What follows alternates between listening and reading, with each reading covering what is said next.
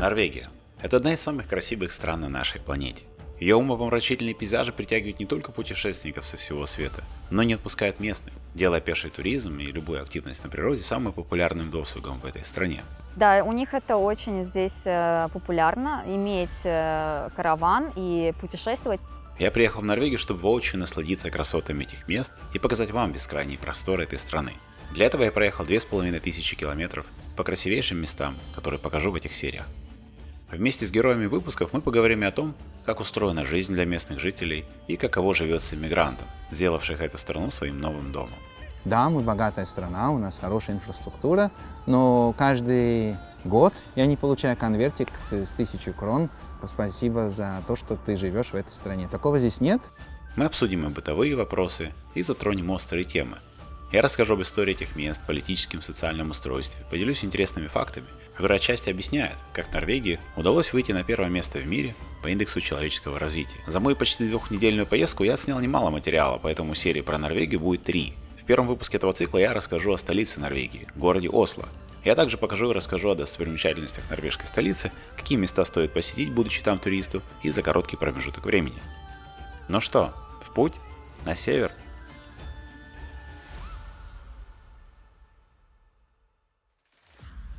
Вы на канале Проект Резидент, я его автор Александр Бороденков. Подписывайтесь на канал, если вы еще этого не сделали, и позвольте мне взять вас с собой в это увлекательное путешествие по Норвегии. Итак, Норвегия. Это государство в северной части европейского континента, которое вытянулось длинной полоской вдоль северного побережья Скандинавского полуострова и омывается 3 морями – Северным, Норвежским и Баренцевым. Страна именно вытянулась, поскольку самая широкая ее часть на юге составляет чуть больше 400 километров, а в одном месте ее ширина вообще 4 километра, а вот в длину, с юго-запада до северо-востока, она простирается почти на 2000 километров. Совокупность всех этих километров делает Норвегию 6-й страной по площади в Европе. Граничит она преимущественно со Швецией, а также с Финляндией и Россией на севере. Большая часть этой северной страны расположена за полярным кругом в субарктической климатической зоне. Хоть Норвегию принято считать холодной северной стороной, там могло быть намного холоднее, если бы не смягчающее воздействие североатлантических норвежских океанских течений, повышающих температуру воздуха в прибрежных районах. Безусловно, география Норвегии делает ее привлекательным направлением для туристов, ибо только ленивый не видел умопомрачительных видов фьордов, лагун, водопадов и прочих красот, которые я покажу в этих выпусках. Но интересна она еще и в другом контексте. В выпусках про Ирландию я рассказывал, что это островное государство занимает 2-е место в мире по индексу человеческого развития, то есть совокупность всех благ цивилизаций, делающих жизнь рядового гражданина приближенной к райским. Так вот, уступает Ирландия по этому показателю именно Норвегии, то бишь, по мнению политологов, социологов, правозащитников и прочих деятелей социальных институтов, Норвегия – это эталон, на который стоит равняться всему остальному миру. И второе – это то, что страна, являясь во многом ресурсной экономикой, наряду с ОАЭ и Катаром, о которых я также недавно рассказывал, смогла грамотно воспользоваться всеми этими дарами природы и вывести уровень благосостояния своих граждан на один из самых высоких уровней в мире. Вот о всех этих феноменах, насколько они оправданы и реализованы так же хорошо, как об этом заявляют, и как это сказывается на жизни местных иммигрантов с постсоветского пространства, мы и поговорим в этих сериях, равно как и о том, что норвежские власти стараются не афишировать, дабы не испортить свои показатели привлекательности. Ну и конечно, я возьму вас в увлекательное путешествие по этой удивительно красивой стране. Если еще не подписались на канал, самое время это сделать. Как обычно в моих выпусках, знакомиться со страной мне помогают местные жители, которые живут здесь несколько лет, а кто несколько десятилетий. В Норвегии познавать местные достопримечательности и быт, а также прочие культурные особенности мне помогут Рами и Агнес.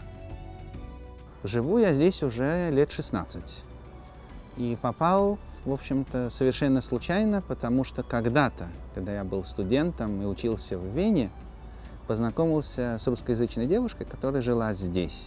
И мы решили, что у нас есть общее светлое будущее, и решили основать свой дом, свою семью здесь, в этой стране.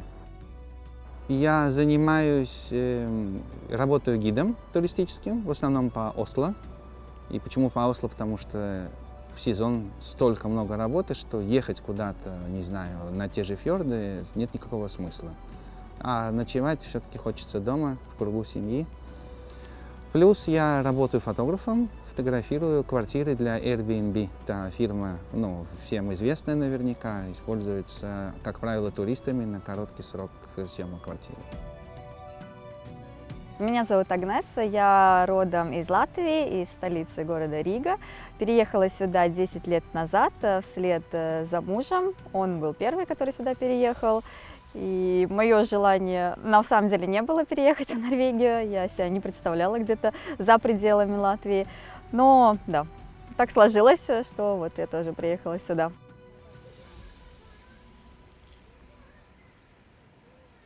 Мое знакомство с этой замечательной страной началось, как обычно, с аэропорта. Главная особенность аэропорта города Осло заключается в том, что он с таким же успехом мог бы быть аэропортом какого-то другого города, ибо от Осло он находится в 50 километрах.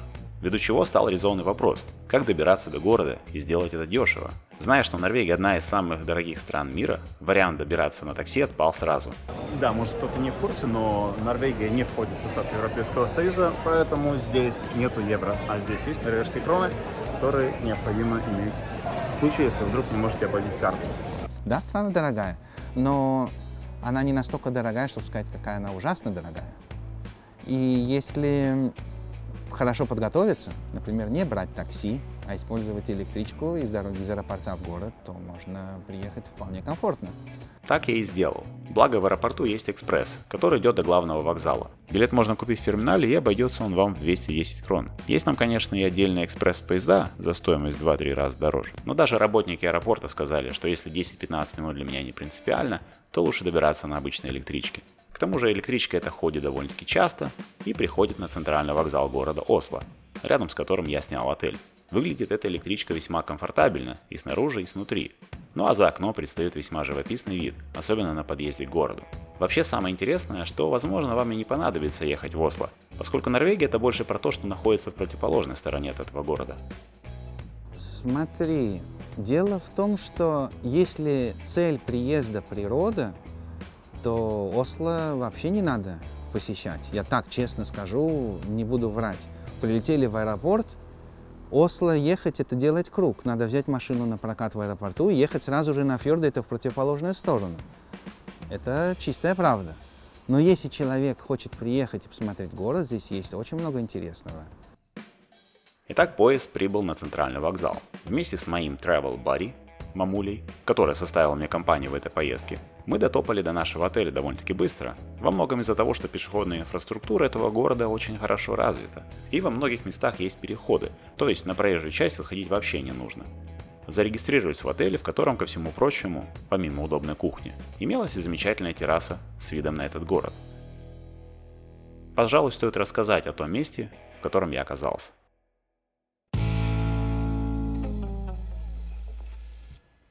Осло – столица и крупнейший город Норвегии с населением чуть больше 1 миллиона человек. Основан он был в X веке, конечно же, викингами, которые основали практически все поселения Северной Европы. Основателем, по разным данным, принято считать не то Харальда Сурового, не то Харальда Синезубого, что указывает на климатическую особенность тех мест. Но если считается, что Норвегия в целом холодная страна с суровым климатом, то Осло находится на ее самом юге, и климат тут выгодно отличается от других норвежских городов.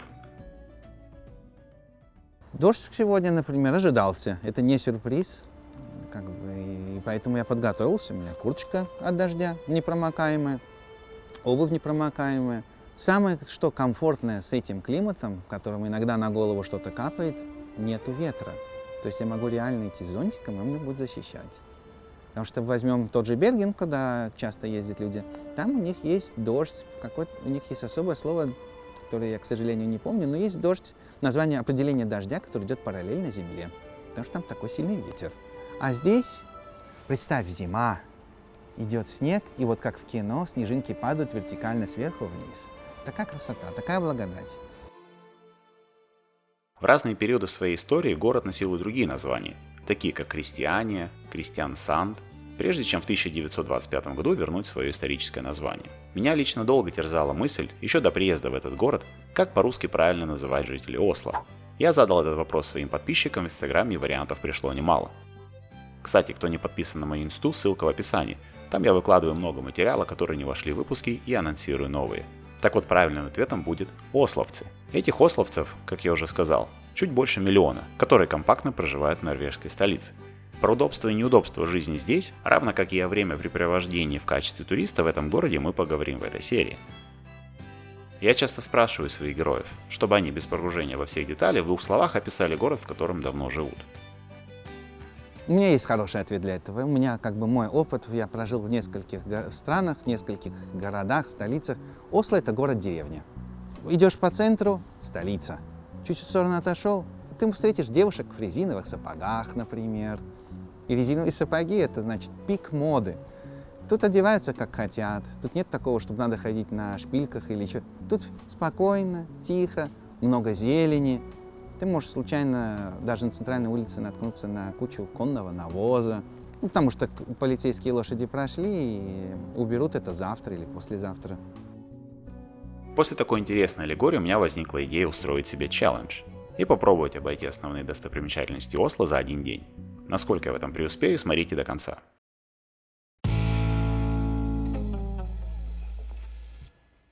Одно из преимуществ путешествия по Норвегии летом – это длинный световой день. Поэтому если встать рано утром, у вас в запасе будет почти 20 часов до наступления темноты, что давало существенную фору в моих попытках обойти основные достопримечательности этого города за 1 день. Начать я решил с музея Мунка, ибо находился он в 15 минутах ходьбы от моего отеля. Музей этого самого знаменитого норвежского художника хоть и был открыт в 1963 году, но в это здание переехал лишь в 2021. Вход в музей обойдется в 200 крон, то есть примерно $18. Сразу скажу, что работы Мунка, конечно, на любителя. И если кому-то они покажутся, мягко говоря, странными, подождите, пока я покажу скульптуры и арт-объекты, что установлены по всему городу. Из современного искусства я бы, кстати, посоветовал сходить в музей Мунка, если вы любители Мунка, потому что музей Мунка — это самый большой музей, посвященный одному художнику или одному артисту. Вообще в музее насчитывается около 28 тысяч его работ. То есть, если прикинуть, что творил он каждый день и выдавал как минимум по одному продукту своего творчества, то у него ушло бы на это 78 лет, то есть на 3 года меньше, чем он прожил. Колоссальная производительность. Самой главной работой Мунка является всем известный крик, который по-норвежски звучит как скрик. Крик, как эмблема экспрессионизма, которая служит своего рода прелюдией к искусству 20 века, предвещая ключевые для модернизма темы одиночества, отчаяния и отчуждения. Словно бы заглянув в грядущее столетие мировых войн, революций и экологических бедствий, автор, кажется, отрицает саму возможность какого-либо их преодоления. Вот так есть о чем задуматься. На мой взгляд, Мунк заглянул и в век 21, потому что такого количества селфи я не видел ни в одном музее мира. Вообще в фоновом пейзаже Крика просматривается Ослофьорд с холма Экеберг. Именно там мы встретились с Рами, и там же расположен парк скульптур. Вот, кстати, парочка обещанных экспонатов. Если вы не особо любите ходить по музеям, галереям и прочим ловушкам для туристов, то у вас все равно появится причина посетить это здание. Хотя бы потому, что в нем находится, пожалуй, самая высокая панорамная площадка с видом этого города, а также ресторан. Оттуда, кстати, как на ладони, просматривались и основные достопримечательности города. Со смотровой площадки также бросается в глаза и другая, на мой взгляд, особенность этого города. На это я обратил внимание еще на подъезде к главному ЖД-вокзалу. В последние десятилетия в Осло активно развивается современная архитектура. В городе можно увидеть множество новых зданий и комплексов, которые сочетают в себе инновационный стиль, дизайн и функциональность. Это и вправду настоящий рай для урбанистов и планировщиков. Интересные решения можно встретить почти на каждом шагу. Вот тут интересно. Тут есть такой райончик с типовыми домами, у которых есть свои причалы. Смотрите, как интересно. Жилые комплексы, как, например, этот, гармонично вписываются в архитектурный ансамбль. В городе нет небоскребов, а 117-метровый Radisson Blu Plaza Hotel вообще самое высокое здание в Норвегии. И это вообще тренд в последние годы многих европейских городов ограничиваются невысокими постройками. Осло сильно акцентирует внимание на экологическую устойчивость и развитие. Многие новые строительные проекты включают в себя зеленые технологии, энергоэффективность и использование возобновляемых источников энергии. Конечно, цены на эти квартиры не маленькие, как, собственно, и на все в Норвегии. Ну, смотри, я не буду говорить какие-либо цифры, я просто скажу, да, здесь высоченные зарплаты, ну, не высоченные, высокие зарплаты, но не надо забывать о том, что здесь высокие налоги. Здесь высокие цены на продукты, и в конце месяца, когда человек все выплатил, у него, может быть, останется намного меньше, чем в той же Германии или в Прибалтике на хорошую оплачиваемой работе. То есть надо смотреть не только на зарплату, но еще и на стоимость жизни, а она здесь очень высокая. Самая высокая по Европейскому Союзу. то есть дороже самой дорогой страны Европы. Мы дешевле Швейцарии, но все равно мы очень дорогая страна. Дороговизна выражается в том, что элементарно пойдете покупать хлеб. Хлеб может стоить 3, 4, 5 долларов. Мясо дорогое, молоко дорогое, электричество дорогое. У нас все дорого. Бензин, о котором мы только что говорили, тоже дорогой. Ну, слово «дорогая» — это относительно чего дорогая? У меня были, например, недавно американцы. Я говорю: вон, смотрите, какие у нас дорогие растения в горшках. Он говорит: а у нас раза в 2-3 дороже. Я поэтому был в шоке. Я тоже поддерживаю миф. У нас дорогая страна. Я знаю, что у нас что мы бедные норвежцы, в кавычках бедные, ездим в более бедную Швецию и покупаем там продукты, потому что это дешевле. А до Швеции отсюда, например, от Осло до Швеции 100 километров. У нас есть предприниматель по имени Улов Тон, который построил вдоль границы торговые центры для норвежцев, но со стороны Швеции. И это процветающий бизнес, потому что мы хотим сэкономить, ездим, покупаем там много чего, и есть для этого свои определенные слова, и даже есть автобусы, которые туда ездят. Как раз в эти дни она стала намного дешевле, потому что курс кроны сильно просел по отношению к евро и доллару. И если вы думаете, что она дорогая, сравните курс и увидите, что сейчас она намного дешевле, чем была год назад. Курс просел, потому что цены на газ и нефть упали. А Норвегия — страна ресурсов, как тут не пытаясь закрыть на это глаза, это страна, которая имеет большой доход от ресурсов, и когда они падают в цене, то и крона падает в цене. Плюс у нас бестолковое правительство, ну, как и везде. И благодаря этому у нас большие проблемы, вот то, что крона имеет низкий курс по отношению к ведущим валютам. Рядом с музеем Мунка расположен, пожалуй, самый яркий пример современного архитектурного стиля этого города – здание оперы. Если верить слухам, то идея построить опера-хаус в Осло возникла еще в 19 веке, однако появилось оно лишь в 2008 году. Такая медлительность не свойственна норвежцам, но в данном случае получилось именно так. Тем не менее, ожидание того стоило, потому что здание и вправду как минимум привлекает своим видом. Не знаю, сколько туристов или местных жителей ходят в оперу, но то, что почти все ходят по опере, это факт. Здание подходит к самому берегу Осло-фьорда и даже немного заступает в воду. Кровля собрана из 36 тысяч белоснежных каменных плит, подогнанных таким образом, что любой желающий может подняться по пандусам от берега до самой высокой точки здания, с которой открывается великолепная панорама города и залива. Чуть позже, поднявшись на ледник Нигарсбриен, я сразу вспомнил об этом здании. Не знаю, закладывал ли архитектор именно эту идею, но почему-то мне кажется, что вдохновили его именно красоты норвежской природы.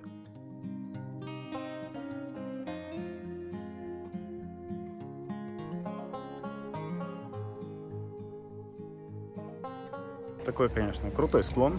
В общем, если здесь спускаться на лыжах, то можно прямиком в сауну.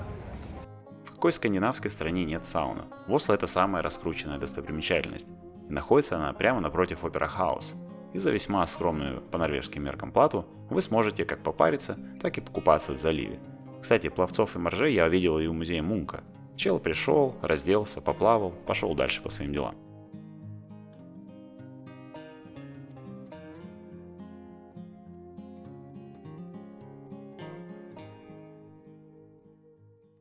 В продолжении темы архитектуры, городские власти активно занимаются перепланировкой некогда промышленных или индустриальных объектов, чтобы сделать их более доступным и привлекательным для горожан, как, например, Акер Бриги, набережная, названная в честь одного из богатейших купцов Норвегии, Брента Анкера.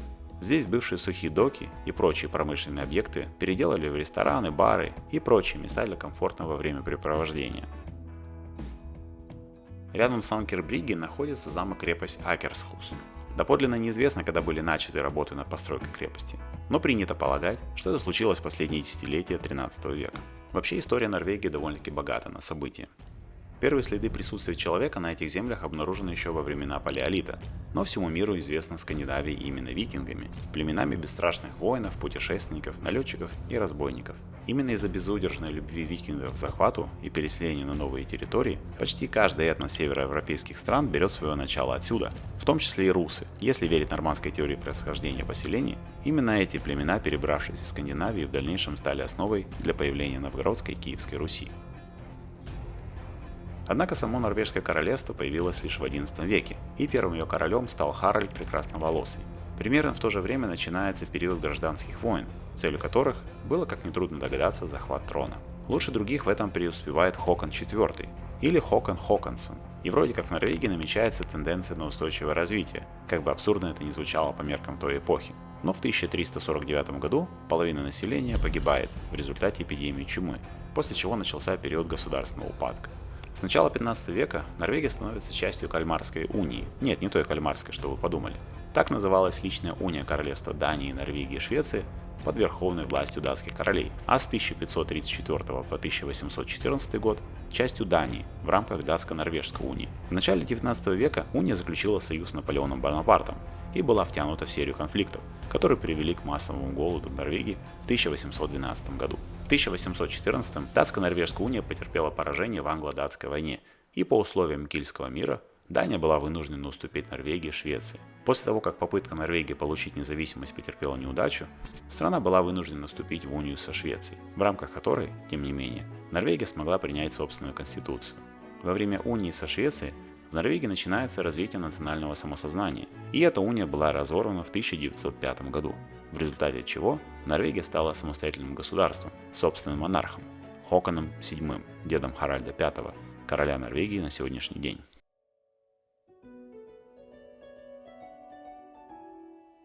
Ну, Норвегия, как независимая страна, довольно молодая. Только в 1905 году получили полную независимость от Швеции. И первое, что норвежцы сделали, это решили пригласить датского принца на роль норвежского короля. То есть королевство – это выбор народа. Плюс у нас парламент, то есть у нас парламентская монархия. И, грубо говоря, наша модель правления такая же, как в Великобритании. Единственное, что наша королевская семья и наши королевские традиции намного моложе, чем британские. К королевской семье здесь относятся с большим уважением. Здесь намного меньше скандалов, как правило, чем в Великобритании. Понятно, что здесь тоже есть свои темные истории, потому что королевская семья – это обычная, в общем-то, семья под увеличительным стеклом, и любое, что не так, так то оно тут же на страницах газет, и народ все это любит обсудить. Ну, народ, дай им только повод.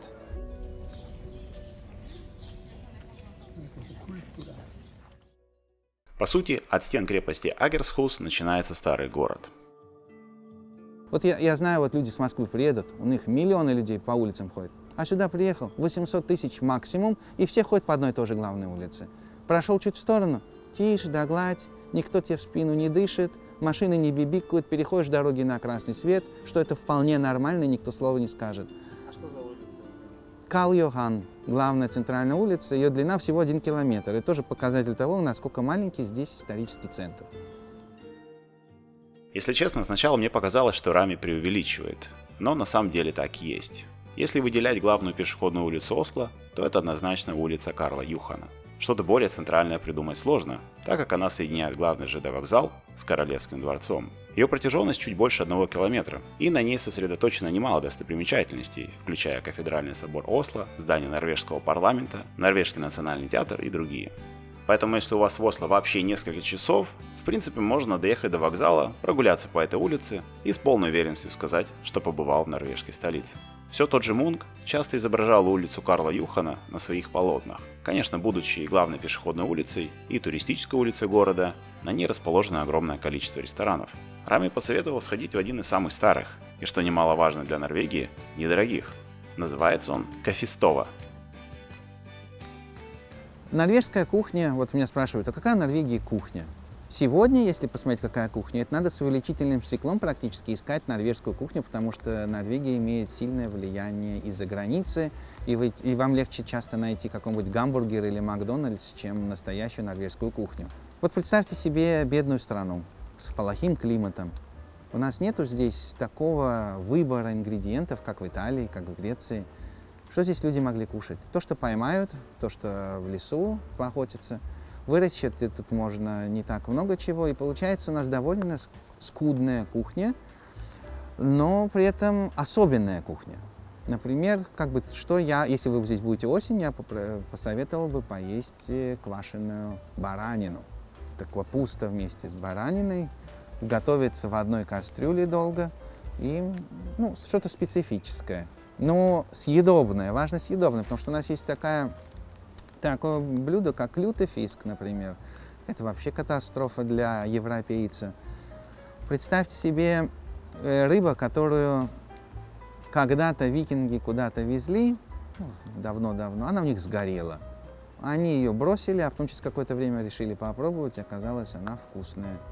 А вкусная она потому, что вот это все, что там есть, оно ферментировалось, оно превратилось в полужеле. И, посмотреть можно, но пробовать я не советую. Как я уже сказал, упирается улица Карла Юхана в Королевский дворец. Весьма скромное по меркам дворцов здание, особенно королевских дворцов. Однако скромность и отсутствие шика во многом характеризуют норвежцев. Обязательно надо будет сходить и посмотреть памятник норвежской королеве, который подарили на ее 80-летие. Это памятник, который мне покажешь, никогда не поверишь, что это королева Норвегии. Женщина, которая пошла в поход по горам и присела на склоне холма отдохнуть. А представь себе Великобританию. Английская королева, которая присела отдохнуть во время своего похода. Да и вправду, когда речь идет о памятнике какому-то монарху, обычно представляешь его верхом на коне, либо в величественном облике и в окружении соратников в подчинении. А тут милая женщина, сидящая на камне. Кстати, монумент установлен королеве Соне, жене Харальда V. Ты никогда не встретишь норвежца, который будет увешан золотыми цепями. Ты очень редко встретишь норвежца, который будет ездить на очень дорогой машине. Но когда ты придешь к нему домой, ты увидишь комфортный дом. Снаружи он будет скромный, он может быть большим. Вокруг него, может быть, не будет высоченного забора, скорее всего, не будет этих камер, потому что люди обычные, простые остались, у них просто появилось больше денег. У них, может быть, будет не одна яхта, а две, но он будет обычным человеком. У меня есть знакомый норвежец, который, он сейчас вышел на пенсию, продал свой шиноперерабатывающий завод. Никогда не скажешь, владелец завода. Мы с ним приходили на чай, кофе, пообщаться на тему фотографии. Спокойный, милый человек. Но он, зная, что я начинающий иммигрант или молодой иммигрант, он всегда платил за мой чай, например. Снимая выпуск о Дании, я поднимал тему хёги, философского датского бытия, которое проявляется в отказе от роскоши и публичной демонстрации своего материального благополучия. А насколько уровень социальной солидарности высок в Норвегии? Я думаю, что это больше выражается в больших городах, как в Осло, да, там, наверное, есть вот такое понятие, как там выпендриться, да, перед кем-то, но здесь в селе нет, однозначно нет, потому что у меня может начальник, да, ходить в каких-нибудь кроссовках, где там уже дырки, да, появились на носке, да, то есть, или мэр коммуны, он может ездить на старой Subaru, которая, старенькая, да, а я, там, другие коллеги в то время ездят там на Тесле, на, не знаю, на таких более дорогих машинах, да. То есть здесь, в принципе, никто не стремится показать какой-то статус, нет необходимости людей, потому что они все, кто работает, да, они более или менее нормально зарабатывают. У меня в коммуне, да, то есть я бы не сказала, что вот есть много людей таких прямо бедных, да, и мы их как-то даже особо и не видим, то есть здесь, никто не попрошайничает, да, возле магазина.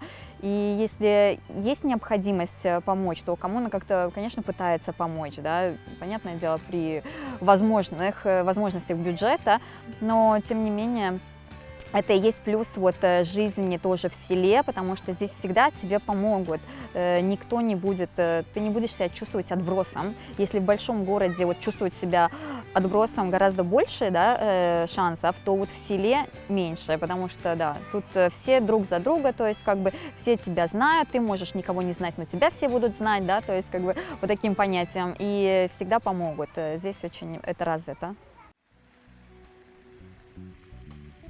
Вообще, Королевский дворец Осло – это официальная резиденция норвежских монархов. Дворец был построен в первой половине 19 века для короля Карла XIV Юхана, в честь которого назвали главную улицу и который правил в те годы в Норвегии и Швеции. Примечательно, но за чуть более чем вековую историю Норвегии, как полноценного государства, это здание являлось постоянной резиденцией монархов. Однако, как вы понимаете, роли монархов в европейских государствах сейчас больше церемониальные, в том числе и в Норвегии. Норвегия – это демократическое государство. Там, где есть правительство, там есть оппозиция. И критиковать — это норма, здоровая норма общества. Единственное, что в Норвегии какой-то странный закон, что парламент не может свалить правительство. Нынешнее правительство очень непопулярное за счет своей политики, энергетической политики, и они потеряли очень большое количество своих последователей. Но при этом их никто не может сбросить, кроме самого желания правительства, которое скажет: да, мы понимаем, мы напортачили, нам надо уйти в отставку. И все мы сейчас ждем дни, считаем дни, когда будут выборы, для того, чтобы сбросить этих, не буду говорить плохие слова, и зайдет кто-то другой, который, в общем-то, по большому счету, такой же. Потому что я вижу, что голосуют и как голосуют в норвежском парламенте, за голову хватаешься.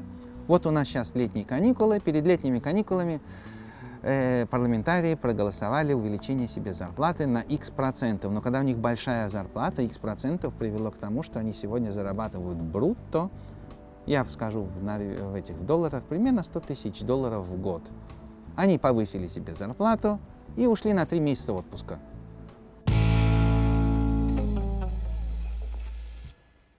Сильным испытанием, как и для многих других европейских стран, стали годы Второй мировой войны. По сравнению с соседями по полуострову, Норвегии не удалось сохранить нейтралитет, как они это сделали во время Первой мировой войны. В том же 1933 году, когда нацисты пришли к власти в Германии, в Норвегии у руля стала Норвежская рабочая партия, придерживающаяся политики нейтралитета и пацифизма. Но даже если игнорировать все гуманные и моральные стороны вопроса, выбирать сторону, за которую воевать, Норвегии было невыгодно по стратегическим соображениям, ибо угроза в равной степени могла исходить как и от немцев, так и от британцев. К началу полномасштабных боевых действий в Европе во второй половине 1939 года в Норвегии фиксируется рост национального самосознания и готовность жителей отстаивать не только свой нейтралитет, но и свою независимость. Именно под предлогом защиты Норвегии от британского вторжения нацисты в ночь с 8 на 9 апреля 1940 года сами вторглись на территорию этой страны, начав морскую, воздушную и военную операции. Норвегия, как вы понимаете, географически и стратегически представляла интерес для любой из противоборствующих сторон, по сути прикрывая весь Северный фронт.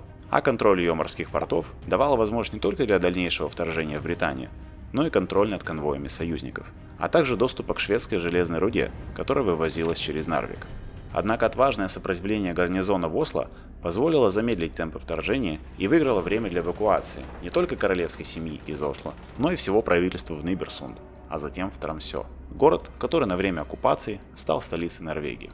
В первые дни вторжения Гитлер потребовал прекратить сопротивление, как это сделали датчане, и назначили коллаборациониста Виткунда Квислинга премьер-министром, на что король Хокон VII ответил отказом, сославшись на невозможность принять такое судьбоносное решение для страны без одобрения Стортинга, однопалатного парламента Норвегии. НРК сообщил об отвержении правительством немецких требований к норвежскому народу. В той же передаче правительство объявило, что оно будет оказывать дальнейшее сопротивление вторжению Германии как можно дольше. Однако без существенной поддержки и в одиночку справляться со всей мощностью вермахта было невозможно, так как на тот момент война с Советским Союзом еще не началась, и после окончания боевых действий в 1940 году был создан рейхскомиссариат Норвегии, который возглавил Йозеф Тербовен. Само же правительство и королевская семья были эвакуированы в Великобританию и в годы Второй мировой войны находились там, будучи правительством в изгнании. Про годы оккупации я рассказывать не буду, так как на это уйдет немало времени. Но есть немало фильмов, в частности про Макса Мануса, которые повествуют об отрядах партизан и движении сопротивления в Норвегии в годы Второй мировой войны. Да и в целом нацистский режим по разным данным поддерживал не более 10% населения, что приводило к постоянным саботажам и усложняло попытки немцев удерживать контроль в стране. Освобождение территории Норвегии началось в октябре 1944 года, когда в ходе Петсамо-Киркенесской операции советские войска освободили большую часть Финмарка, северных территорий Норвегии. Перед освобождением немецкие оккупанты при поддержке норвежских коллаборационистов принудительно вывезли 2/3 гражданского населения Северной Норвегии, а значительную часть жилых домов и иных построек уничтожили. После освобождения Финмарки были созданы норвежские части, комплектующиеся из местных добровольцев, норвежских частей из Великобритании и норвежской полиции в Швеции. Эти части, при поддержке советских войск, зимой 44-45 годов участвовали в дальнейшем освобождении Норвегии. Многие из главных коллаборационистов последовали примеру Гитлера и свели счеты с жизнью до их ареста, а кого-то арестовали и предали трибуналу. Королевская семья вернулась из Великобритании, а после окончания войны Советские войска были выведены из Норвегии уже в сентябре 1945 года. За эти подвиги в Норвегии установлен монумент советскому солдату, а норвежцы по сей день благодарны за помощь советским солдатам.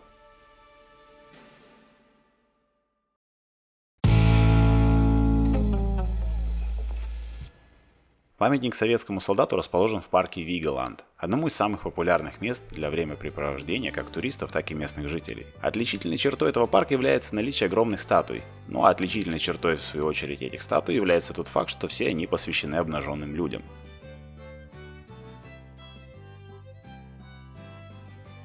Темой парка является состояние человека. Большинство статуй изображает людей, которые запечатлены во время различных занятий, таких как бег, борьба, танцы, объятия и так далее. Каждая из этих статуй передает определенный набор эмоций, человеческих отношений, нередко с глубоким философским подтекстом.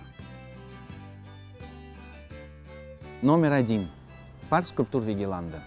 И пойти туда не просто потому, что надо пойти, а взять гида и пройтись погулять, потому что им рассказать, что там есть, а оно, как правило, видно очень сложно.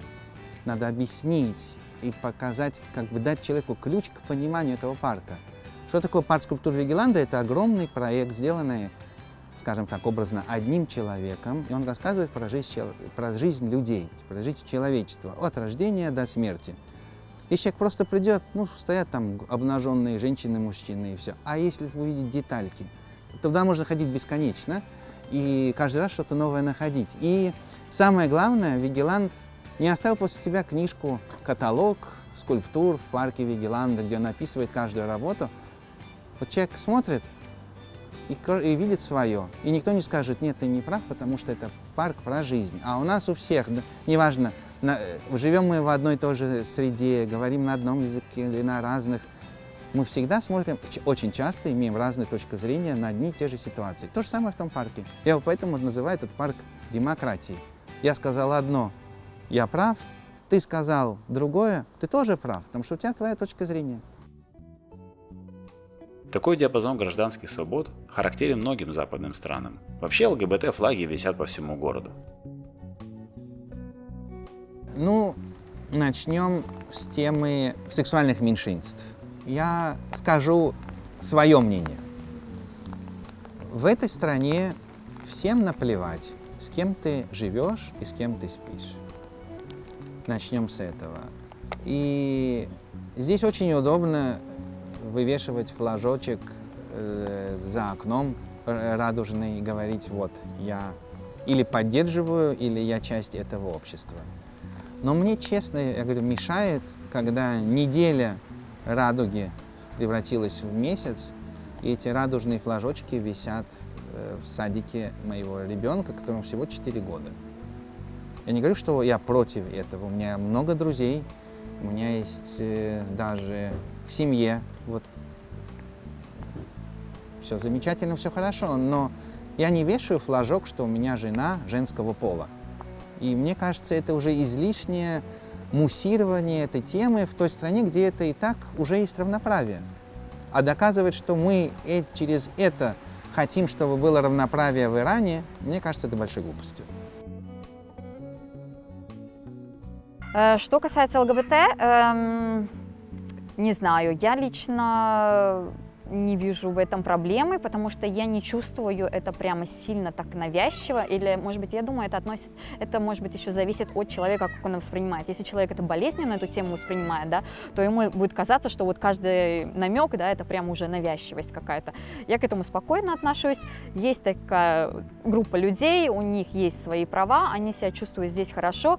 У нас даже высокопоставленные чиновники, да, не скрывают о своей ориентации, да, которые не традиционная ориентация, об этом пишут в газетах, об этом говорят в новостях. Вот там, например, он развелся со своим партнером, да, там вот столько он там жил, хотя чиновник, да, он там министр здравоохранения вроде это был, или я не помню уже. Вот, то есть как бы я не считаю это прямо вот такой сильной проблемой здесь. Нету такого, что всем говорят, что вот ты вот такой должен быть или такой. Есть право выбора. Вообще, с центра города, что до Вигланд-парка, что до музея Фрама, мы добирались на Uber, поскольку пешком было идти далековато. В Норвегии работает альтернативное Uber приложение Volt. Стоимость поездки в разы отличалась от того, что я платил в том же самом Катаре. Кстати, если не смотрели выпуск про мою поездку в столицу этой арабской страны, где я также рассказывал, куда стоит сходить, будучи туристом и будучи в этом городе всего 1-2 дня, то настоятельно рекомендую это сделать после этого выпуска. Если вы, как и я, безумно любите путешествовать, то в музей Фрам сходить надо обязательно. Дело в том, что Норвегия — это не только страна для путешествий, но и страна путешественников. Норвежские путешественники побывали практически в каждом уголке мира, и не просто побывали, а побывали там первыми. Именно этим событиям и посвящена выставка в этом музее.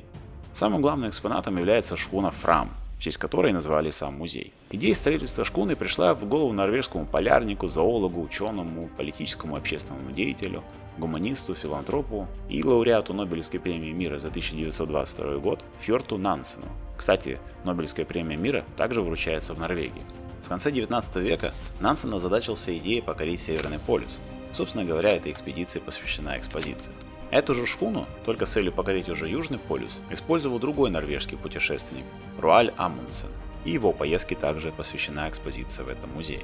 Мне, честно признаться, было безумно приятно, и меня переполняли эмоции, когда я оказался на столь значимом для всего человечества судне. Не на его реплике, а настоящей шхуне, повидавшей на своем веку одни из самых великих географических открытий.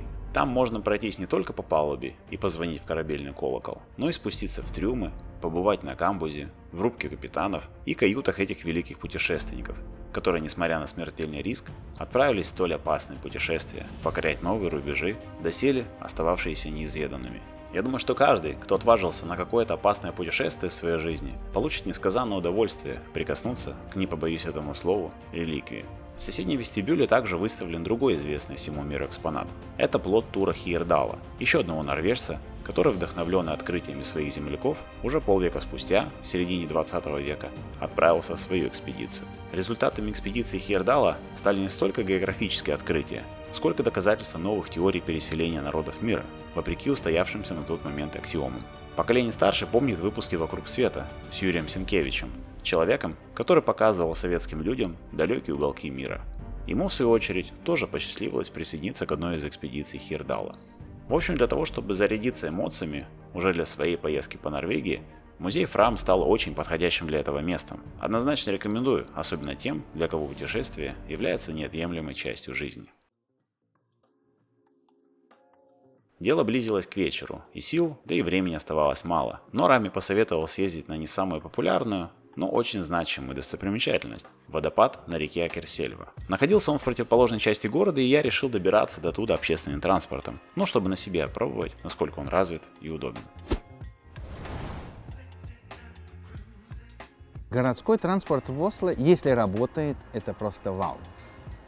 Начнем с того, что в Осло можно найти: трамвай, автобус и метро. Опять же, если все работает, все замечательно. И некоторые линии автобусов ходят круглые сутки. Если у вас проездной, это стоит копейки. Если вы приехали как турист, я забыл про лодки. У нас еще катера ходят по фьорду, это тоже часть общественного транспорта. Приехали как турист, купили себе суточный билет, он стоит примерно $11, катайтесь сколько хотите. На катерах, на метро. Очень удобно. Даже есть эти электрические скутеры или самокаты на любителя. Да, есть велосипеды, пожалуйста, берите на прокат. То есть выбор огромный по божеским ценам, если вы не покупаете одноразовый билет. И не забывайте, что летом детей можно возить бесплатно, а в обычное время года по выходным можно возить детей бесплатно. Нужна машина или нет, вопрос, где вы живете.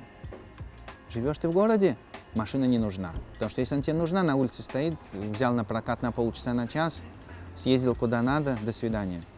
Я, например, живу конкретно не в городе, а сразу за городом. Я без машины не проживу, потому что автобус у нас не ходит так часто, как в городе, и он не ходит туда, куда мне надо очень часто, и поэтому машина просто обязательна. Содержать машину, если человек живет в городе, это уже как привилегия, потому что очень часто у тебя просто нет своей парковки. Очень многие места, потому что у нас сегодня зеленое правительство, у нас все вот это вот в экологию ударились, вот реально ударились. убирают парковки ради того, чтобы построить велосипедные дорожки. Я за велосипед, но есть часто они строят велосипедную дорожку, чтобы отомстить людям, которые имеют машину. Да, есть два варианта. Либо ты оплачиваешь карточкой, которую покупаешь, это как проездной, который действует на все виды транспорта, либо плати наличкой. Не наличкой, а карточкой обычной банковской. Но есть проблема. Вот в моем случае почему-то карточка не сработала, но вот любезный водитель разрешил нам проехать бесплатно. Сразу скажу, если вы планируете путешествовать по Осло бюджетно, вам необходимо будет скачать приложение Router. Даже если вы будете в Осло всего полдня, оплата карточкой часто не работает, да и стоит это намного дороже. Да, с одной стороны это неудобно, особенно если вы не планируете проводить много времени в Осло. Но с другой стороны, потратив 5 минут на установку приложения и оплату проезда, сэкономите и время, и деньги. Ссылки на приложение в описании. На трамвайчике мы добрались до последней достопримечательности нашего маршрута по Осло. Как я уже сказал, находится этот водопад на реке Акерсельва, и что примечательно, в городской черте. Честно говоря, я не помню ни одной столицы или крупного города мира, в которых я побывал, которые в свою очередь могли бы похвастаться такой достопримечательностью. Тем самым, словно выманивая тебя из столицы, природа Норвегии волей-неволей заставляет любого собирать походный рюкзак и отправляться в путь, что мы сделали на следующее утро.